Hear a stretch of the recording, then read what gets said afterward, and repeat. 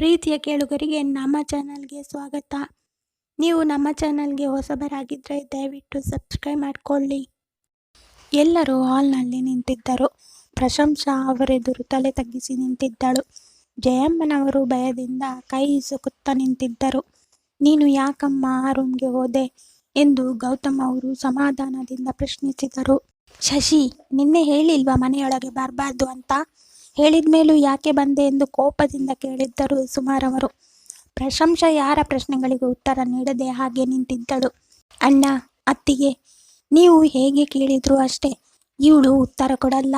ನನ್ನ ಸ್ಟೈಲಲ್ಲಿ ಕೇಳಿದ್ರೆ ಬಾಯಿ ಬಿಡ್ತಾಳೆ ಎಂದು ಮುಂದೆ ಬಂದಾಗ ಜಯಮ್ಮನವರು ಪ್ರಶಂಸಳಿಗೆ ಅಡ್ಡವಾಗಿ ನಿಂತು ಕೈ ಮುಗಿದವರು, ದಯವಿಟ್ಟು ಅಮ್ಮೋರೆ, ಏನು ಮಾಡಬೇಡಿ, ಏನೋ ಗೊತ್ತಿಲ್ಲದೆ ಹೋಗಿದ್ದಾರೆ, ಇದೊಂದು ಬಾರಿ ಕ್ಷಮಿಸಿಬಿಡಿ, ಇನ್ನೊಂದು ಸಲಿ ಹೀಗಾಗದೇ ಇರೋ ಹಾಗೆ ನೋಡ್ಕೊಳ್ಳೋ ಜವಾಬ್ದಾರಿ ನನ್ನದು ಎಂದು ಬೇಡಿಕೊಂಡರು.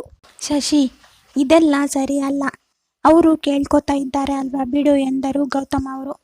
ತಪ್ಪು ಮಾಡಿರೋಳು ಸುಮ್ಮನೆ ನಿಂತಿದ್ದಾಳೆ, ಇವಳ ಪರವಾಗಿ ಬೇರೆಯವರು ಕ್ಷಮೆ ಕೇಳೋಕ ಎಂದರು ಶಶಿ ಅವರು ಕೋಪದಿಂದ. ಪ್ರಶಂಸಾ ಕತ್ತೆತ್ತಿದವಳು, ಎಲ್ಲರೆದುರು ಕೈ ಮುಗಿದು ನಿಂತವಳು, ಕ್ಷಮಿಸಬೇಡಿ, ತಿಳಿದೆ ಆ ರೂಮಿನೊಳಗೆ ಹೋಗ್ಬಿಟ್ಟೆ ಎಂದಳು. ಜಯಮ್ಮನವರು ಅವಳ ಕಡೆ ತಿರುಗಿ, ಕ್ಷಮೆ ಕೇಳಿದ್ದಾಯ್ತಲ್ವಾ, ನಡೀರಿ, ಕೆಲಸ ಇದೆ, ಮಾಡೋಣ ಎಂದು ಅವಳ ಕೈ ಹಿಡಿದು ಎಳೆದುಕೊಂಡು ಹೋಗಿದ್ದರು. ಇನ್ನು ಸ್ವಲ್ಪ ಹೊತ್ತು ಅಲ್ಲೇ ಇದ್ದರೆ ಅವಳಿಗೆ ಇನ್ನೂ ಅವಮಾನವಾಗಬಾರದೆಂಬ ಯೋಚನೆ ಅವರಲ್ಲಿತ್ತು. ಹಾಗಾಗಿ ಎಳೆದುಕೊಂಡು ಹೋಗಿದ್ದರು. ಶಶಿ ಅವರು ಗೌತಮ್ ಅವರ ಬಳಿ ಬಂದವರು, ಅಣ್ಣ, ಯಾರ ಮೇಲೂ ಹೆಚ್ಚಾಗಿ ಅನುಕಂಪ ಕರುಣೆ ತೋರಿಸೋಕೆ ಹೋಗಬೇಡ. ಮೊದಲೊಮ್ಮೆ ಆಗಿರೋ ನೋವು ಇನ್ನೂ ಮಾಸದೆ ಹಾಗೆ ಕಾಡ್ತಾ ಇದೆ. ಆಗಿರೋ ಗಾಯ ಇನ್ನೂ ಹೆಚ್ಚಾಗಿ ನಾಳೆ ನಮ್ಮೆಲ್ಲರ ಪ್ರಾಣಕ್ಕೆ ಸಂಚಕಾರ ತರೋದರಲ್ಲಿ ಯಾವುದೇ ಅನುಮಾನವಿಲ್ಲ ಎಂದಾಗ ಗೌತಮ್ ಅವರು ಅವರ ಮಾತನ್ನು ಗಂಭೀರವಾಗಿ ಪರಿಗಣಿಸಿದವರು ಅಲ್ಲಿಂದ ಹೊರಟು ಹೋದರು. ಪಲ್ಲವಿ ಕೋಪದಿಂದ ಕುಳಿತಿದ್ದಳು. ಮನೋಜ್ ಅವಳನ್ನು ಅರಸುತ್ತಾ ಬರುವನೆಂದು ತಿಳಿದು ಗಾರ್ಡನ್ ಏರಿಯಾದಲ್ಲಿ ಹೋಗಿ ನಿಂತಿದ್ದಳು.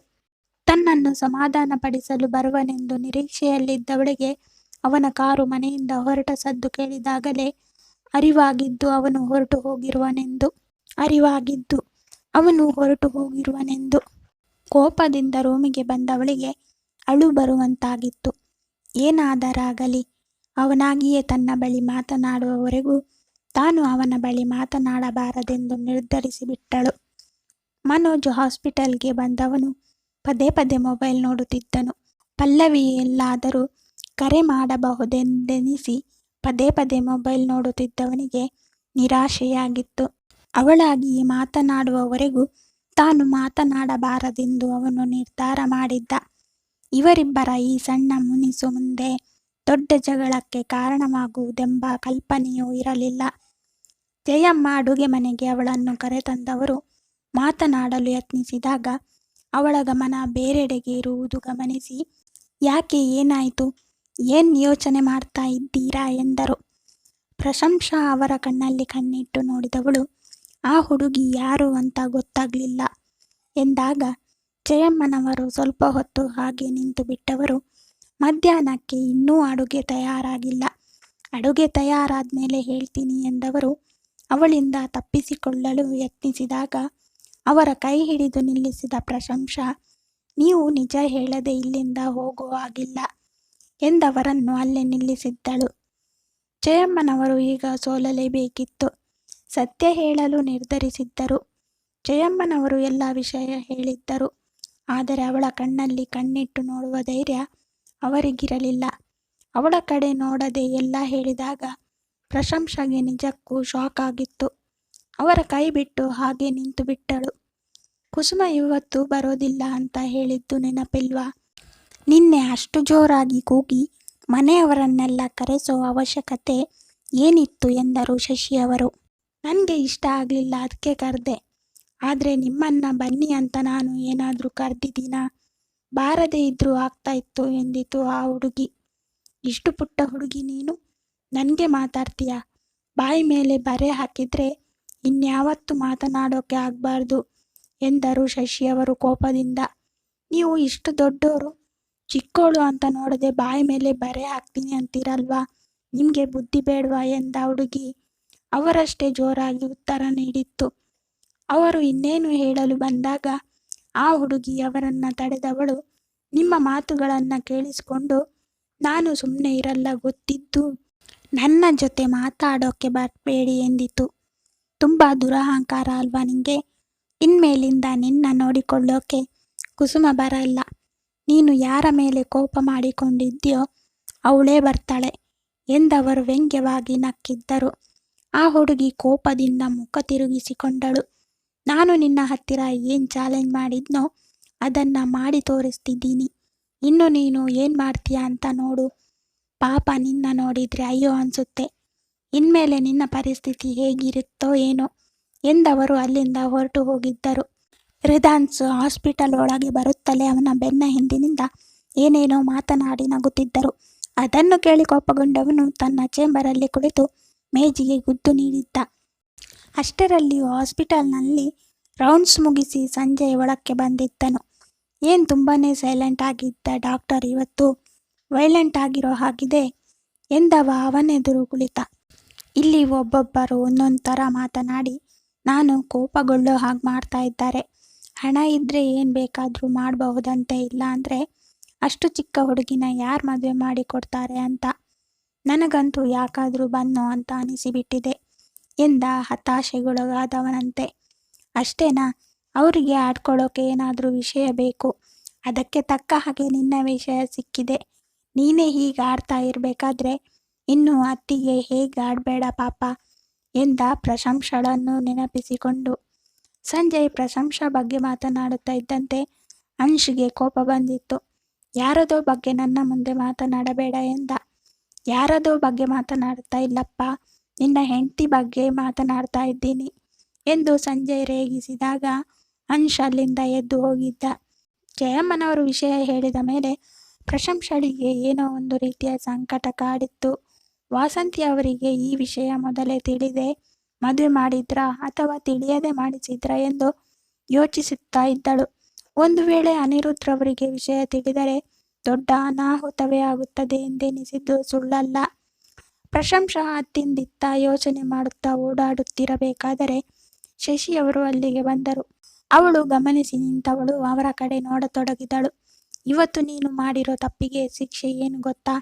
ನಾಳೆಯಿಂದ ಆ ಹುಡುಗಿಯ ಎಲ್ಲ ಕೆಲಸವೂ ನೀನೇ ಮಾಡಬೇಕು. ಹಾಗಂತ ಅಡುಗೆ ಮನೆಯ ಕೆಲಸದಿಂದ ತಪ್ಪಿಸಿಕೊಳ್ಳಬಹುದು ಅಂತ ಅನ್ಕೋಬೇಡ. ಇದರ ಜೊತೆಗೆ ಅವಳ ಕೆಲಸನೂ ಮಾಡಬೇಕು ಎಂದಾಗ ಪ್ರಶಂಸಾ ಆಯ್ತೆಂಬಂತೆ ತಲೆಯಾಡಿಸಿದಳು. ಪ್ರಶಂಸಾ ಜಯಮ್ಮನವರ ಬಳಿ ಬಂದವಳು ಹುಡುಗಿನ ನಾಳೆಯಿಂದ ನಾನೇ ನೋಡ್ಕೋಬೇಕಂತೆ ಎಂದಾಗ ಕೆಲಸ ಮಾಡುತ್ತಲೇ ಅವಳ ಮಾತುಗಳನ್ನು ಆಲಿಸುತ್ತಿದ್ದವರು ತಮ್ಮ ಕೈಗಳಿಗೆ ವಿರಾಮ ನೀಡಿ ಅವಳ ಕಡೆ ನೋಡಿದರು. ಯಾಕೆ, ಏನಾಯಿತು ಎಂದು ಅವರ ನೋಟದ ಅರ್ಥ ತಿಳಿಯದೆ ಕೇಳಿದ್ದಳು. ಏನಿಲ್ಲಮ್ಮ, ನಿಮ್ಮ ಕೈಯಿಂದ ಈ ಕೆಲಸ ಮಾಡೋಕ್ಕಾಗುತ್ತಾ ಅಂತ ನೋಡ್ತಾ ಇದ್ದೆ ಎಂದರು ಬೇಸರದಿಂದ. ಆ ಹುಡುಗಿ ಕೆಲಸ ಏನಿರುತ್ತೆ ಹೇಳಿ, ಅದರಲ್ಲಿ ಮಾಡೋಕ್ಕಾಗದೆ ಏನು ಎಂದು ಕೇಳಿದ್ದಳು ಮುಗ್ಧತೆಯಿಂದ. ನಾನು ಹೇಳಿದರೆ ನಿಮಗೆ ಅರ್ಥ ಆಗಲ್ಲ, ನೀವೇ ನೋಡಿ ಏನು ಕೆಲಸ ಅಂತ ಅರ್ಥ ಆಗುತ್ತೆ ಎಂದವರು ಮತ್ತೆ ತಮ್ಮ ಕೆಲಸದ ಕಡೆ ಗಮನ ಕೊಟ್ಟಿದ್ದರು. ಮನೋಜ್ ಹಾಸ್ಪಿಟಲ್ನಿಂದ ಬೇಗನೆ ಬಂದಿದ್ದ. ಆದರೆ ಅವನ ಮುಖ ಬಾಡಿತ್ತು. ಸುಮಾರವರು ಅವನನ್ನು ಗಮನಿಸಿ ಯಾಕೊಂಥರ ಇದ್ದೀಯಾ ಎಂದು ಕೇಳಿದರು. ಸ್ವಲ್ಪ ಸುಸ್ತಾಗಿದೆ, ಅದಕ್ಕೆ ಅಮ್ಮ, ಸ್ವಲ್ಪ ಹೊತ್ತು ರೆಸ್ಟ್ ಮಾಡಿದರೆ ಎಲ್ಲ ಸರಿ ಹೋಗುತ್ತೆ ಎಂದು ಸುಳ್ಳು ಹೇಳಿದವ ತನ್ನ ರೂಮಿಗೆ ಹೋದ. ಸುಮಾರವರು ಅವನ ಮಾತನ್ನು ನಂಬಿದವರು ಹೆಚ್ಚು ತಲೆ ಕೆಡಿಸಿಕೊಳ್ಳಲು ಹೋಗಲಿಲ್ಲ. ಪಲ್ಲವಿ ಯಾವುದೋ ಪುಸ್ತಕ ಹಿಡಿದು ಓದುತ್ತಾ ಕುಳಿತಿದ್ದಳು. ಆಗಲೇ ಮನೋಜ್ ಒಳಗೆ ಬಂದ. ಅವನ ಕಡೆಗೊಮ್ಮೆ ನೋಡಿದವಳು ಮತ್ತೆ ಪುಸ್ತಕದ ಮೇಲೆ ಕಣ್ಣು ನೆಟ್ಟಳು. ಮನೋಜ್ಗೆ ಪಲ್ಲವಿಯ ಈ ನಡೆಯಿಂದ ಇನ್ನೂ ಬೇಸರವಾಗಿ ಅಲ್ಲಿರಲು ಮನಸ್ಸಾಗದೆ ಬಟ್ಟೆಯೂ ಬದಲಾಯಿಸದೆ ಮನೆ ಹಿಂದೆ ಇದ್ದ ಸ್ವಿಮ್ಮಿಂಗ್ ಪೂಲ್ ಬಳಿ ಬಂದು ನಿಂತ. ಆ ಬದಿಯಿಂದ ಪ್ರಶಂಸಾ ಕುಳಿತಿದ್ದಳು. ಅವಳ ಕಾಲುಗಳು ನೀರಿನ ಜೊತೆ ಆಟವಾಡುತ್ತಿದ್ದವು. ಚಿತ್ತ ಬೇರೆಲ್ಲೋ ಇತ್ತು. ಅವನು ಅವಳನ್ನು ಗಮನಿಸಿದವನು ಸ್ವಿಮ್ಮಿಂಗ್ ಪೂಲ್ಗೆ ಒಂದು ಸುತ್ತು ಹೊಡೆದು ಅವಳ ಹತ್ತಿರ ಬಂದು ನಿಂತಿದ್ದ. ಅವನು ಹತ್ತಿರ ಬಂದು ನಿಂತರೂ ತಿಳಿಯದೇ ಇರುವಷ್ಟು ಚಿಂತನೆಯಲ್ಲಿ ಮುಳುಗಿ ಹೋಗಿದ್ದಳು. ಮನೋಜ್ ಅವಳು ಪಲ್ಲವಿಯ ಹಾಗೆ ನೋಡಿದರೂ ನೋಡದಂತೆ ವರ್ತಿಸುತ್ತಿರುವಳೆಂದು ತಪ್ಪಾಗಿ ಊಹಿಸಿದವ ಅಲ್ಲಿಂದ ಹೊರಡಲು ನೋಡಿದಾಗ ಏನೋ ಸದ್ದು ಪ್ರಶಂಸ ಕಿವಿಗೆ ಬಿದ್ದಾಗ ಎಚ್ಚೆತ್ತವಳು ತನ್ನ ಪಕ್ಕಕ್ಕೆ ನೋಡಿದಾಗ ಮನೋಜ್ ಇನ್ನೇನು ಹೊರಡುವವನಿದ್ದ. ತಕ್ಷಣವೇ ಎದ್ದು ನಿಂತವಳು ಬಾವ ಎಂದು ಕರೆದಾಗ ತಟಸ್ಥನಾದವ ಅವಳ ಕಡೆ ನೋಡಿದ್ದ. ಬಾವ ಏನಾದ್ರೂ ಬೇಕಿತ್ತಾ ಎಂದು ಕೇಳಿದ್ದಳು. ಮನೋಜ್ ಏನಿಲ್ಲವೆಂದು ತಲೆ ಆಡಿಸಿದವ ಅಲ್ಲಿಂದ ಹೊರಟ. ಅವನ ಬಾಡಿದ ಮುಖ ನೋಡಿಯೇ ತಿಳಿಯಿತವಳಿಗೆ ಏನೋ ಸರಿ ಇಲ್ಲವೆಂದು. ಆದರೆ ಹೇಗೆ ಕೇಳುವುದು? ಅವನಿಗಿಂತ ಚಿಕ್ಕವಳಾಗಿರುವುದರಿಂದ ಕೇಳಿದರೆ ಸರಿಯಾಗಿ ಉತ್ತರ ನೀಡುವನೋ ಇಲ್ಲವೋ ಎಂದು ತಿಳಿಯದೆ ಅವನನ್ನು ತಡೆಯುವ ಪ್ರಯತ್ನ ಮಾಡಲಿಲ್ಲ. ಬೆಳಗ್ಗೆಯಾಗಿತ್ತು. ಪ್ರಶಂಸ ಎದ್ದು ಜಯಮ್ಮನವರ ಜೊತೆ ಅಡುಗೆ ಮಾಡಿದ್ದಳು. ಪ್ರಶಂಸ ಜಯಮ್ಮನವರು ಹೇಳಿಕೊಟ್ಟ 3-4 ದಿನಗಳಲ್ಲೇ ಕೆಲಸವನ್ನು ಅಚ್ಚುಕಟ್ಟಾಗಿ ಮಾಡಲಾರಂಭಿಸಿದ್ದಳು. ಅದರ ಜೊತೆಗೆ ಅವಳ ಕೆಲಸದ ವೇಗವೂ ಹೆಚ್ಚಿತ್ತು. ಅವಳ ಜಾಣ್ಮೆ ನೋಡಿ ಅವರಿಗೆ ಆಶ್ಚರ್ಯವಾಗಿತ್ತು.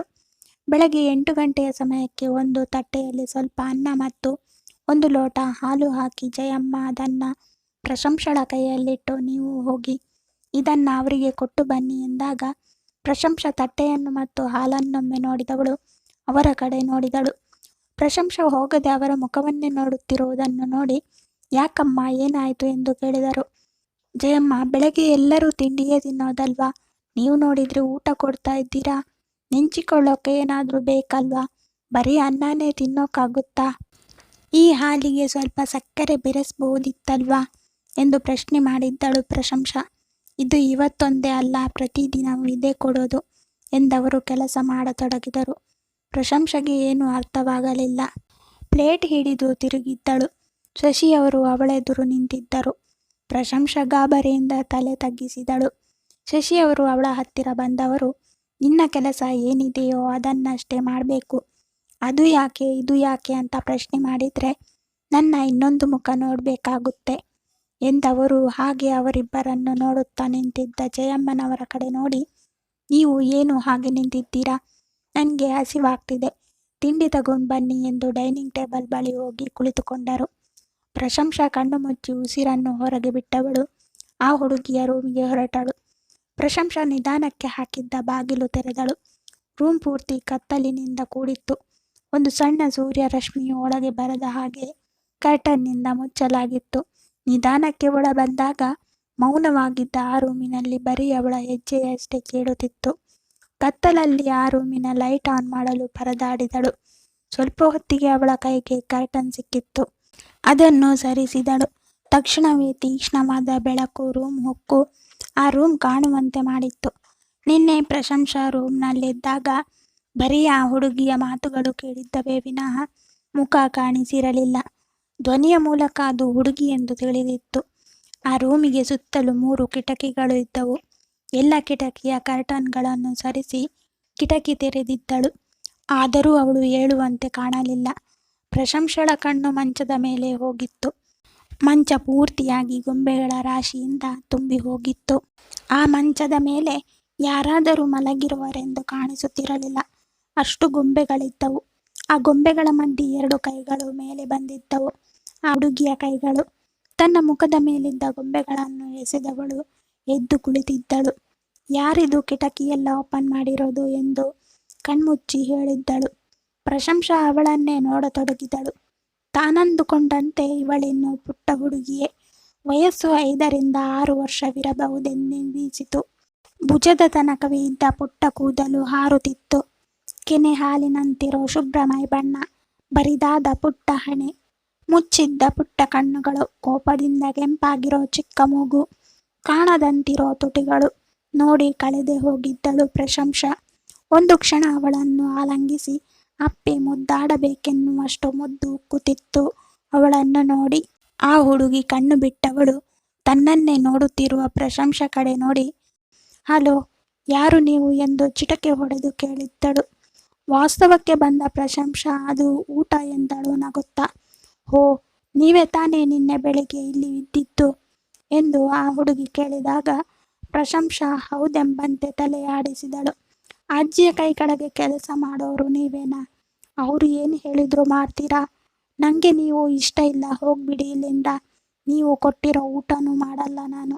ಅವರ ಹತ್ತಿರ ಹೇಳಬೇಡಿ, ಕುಸುಮನ ವಾಪಸ್ ಕರೆಸೋವರೆಗೂ ನಾನು ಊಟ ಮಾಡಲ್ಲ ಅಂತ ಎಂದು ಹೇಳಿದಾಗ ಪ್ರಶಂಸೆಗೆ ಏನು ಮಾಡಬೇಕೆಂದು ತೋಚದೆ ನೇರವಾಗಿ ಶಶಿಯವರ ರೂಮಿಗೆ ಬಂದವಳು ಅವಳು ಹೇಳಿದ ವಿಷಯನ ಹೇಳಿದ್ದಳು. ಶಶಿಯವರು ಕೋಪಗೊಂಡು, ಇಷ್ಟೊಂದು ಅಹಂಕಾರನ ಅವಳಿಗೆ? ನಾನು ಕುಸುಮನ ಕರೆಸಲ್ಲ, ಅವಳು ಊಟ ಮಾಡಿಲ್ಲ ಅಂತ ಯಾರೂ ಅಳೋದಿಲ್ಲ ಇಲ್ಲಿ. ನಾಳೆವರೆಗೂ ಒಂದು ತೊಟ್ಟು ನೀರು ಕೊಡಬೇಡ, ಆಗ ತಿಳಿಯುತ್ತೆ ಊಟ ಮಾಡೋದು ಮುಖ್ಯನಾ ಕುಸುಮ ಮುಖ್ಯನಾ ಅಂತ. ಹೋಗು, ನಿನ್ನ ಕೆಲಸ ನೋಡ್ಕೊ ಎಂದವರು ಪ್ರಶಂಸಳನ್ನು ಹೋಗಲು ಹೇಳಿದ್ದರು. ಇಷ್ಟು ದೊಡ್ಡವರಾದ ನಮಗೆ ಒಂದು ಹೊತ್ತು ಊಟ ಮಾಡಿಲ್ಲ ಅಂದ್ರೆ ಹಸಿವಾಗುವಾಗ ಇನ್ನು ಅಷ್ಟು ಪುಟ್ಟ ಮಗು ಹೇಗೆ ಹಸಿವು ತಡೆದುಕೊಂಡು ಇರುತ್ತೆ ಎಂದು ಯೋಚಿಸಿದಾಗ ಏನು ಮಾಡಬೇಕೆಂದು ತೋಚದೆ ಒಂದು ಕಡೆ ಕುಳಿತುಕೊಂಡು ಬಿಟ್ಟಳು.